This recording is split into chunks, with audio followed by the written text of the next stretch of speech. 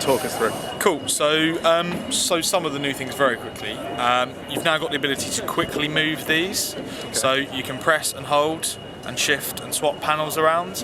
So before, obviously, we added the leap view. Now you've got the ability just to quickly move stuff. So that's where my home screen went. It was put to the side. You've got to change to the way the widgets are put on the device as well. So you've now got a more complex menu, just the ability to change things very quickly. So if I want to change the whole theme, you couldn't do that on the Desire or the Wildfire.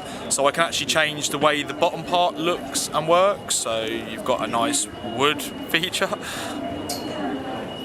So rather than having the standard curve pattern now, you've got this different paneling on there. Just have to wait for that to fully load, apologies. And that also does change the clock depending on what theme you've gone for.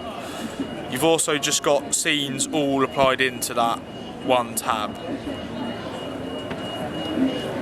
And then, hopefully they're still there. We've got some new widgets, so new looks to some of the widgets like favourites, whereas before you could have obviously the individual panels or the different groups of favourites. You've now got information about your favourites next to them and just a number of different views for widgets. And then one of the most talked about widgets, or the one I certainly know the most about, is going to be Nearby, which if I could read upside down I could clearly see was there. And so this is linking into the navigation, which we've obviously been talking about, so we'll select that. This will take a little bit to load, unfortunately. Wi-Fi is being used by every person here. So the idea behind the Nearby widget is your first panel is you and your location, and then you have 3 panels which you can choose what you want them to represent. So there'll probably be footprints, food and drink, eating and drinking, and shopping. But if you want to change any of those top 3, so the footprints, blah blah blah, you can just select whatever one you want to find. So that will then find, I don't even know what community it is, I must admit. So that will then find all of the community things or the banks or whatever it is. I hope that wasn't caught on your... Yeah, beautiful. Should keep that.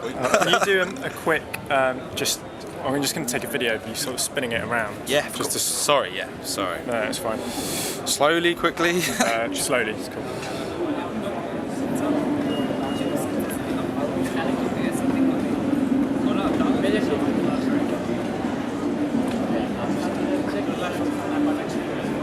Cool, enough? Yeah, that's fine. No worries. Perfect. So, linking in with the Nearby thing is the new car panel. So this is obviously when you're in car. Once you've selected car panel, if you then go off to something, so we go to mapping, whenever you then press the home key, it now takes you to that car panel. So the car panel is a dedicated in-car feature. You're not going back to the standard home key. You actually have to exit out of that mode. So it's like a separate mode. And then obviously from that, we can get to the navigation, so the new HTC navigation. Hopefully, if it's all working, we should be able to demonstrate the premium navigation. So you pay for the voice guided stuff on top of your normal mapping. So the mapping's free. You can download via the HTCsense.com maps for Sao Paulo, Paris, wherever. That's all free. Points of interest are free. The parts you're paying for are the voice guided navigation, speed cameras and traffic information. I'll show you how and where you get to that in a second. So press your premium navigation. It should then show us our destination.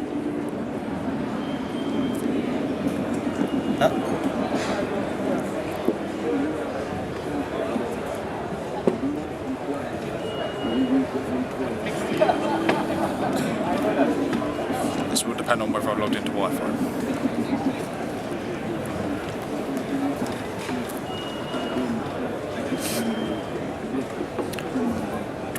There we go.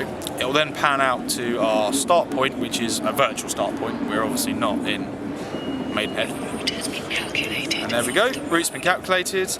Navigating, when you're on that, you can tap on the screen anywhere to switch in between 3D and 2D, to see previews of your route, to change your route, to go back, to turn the voice on and off.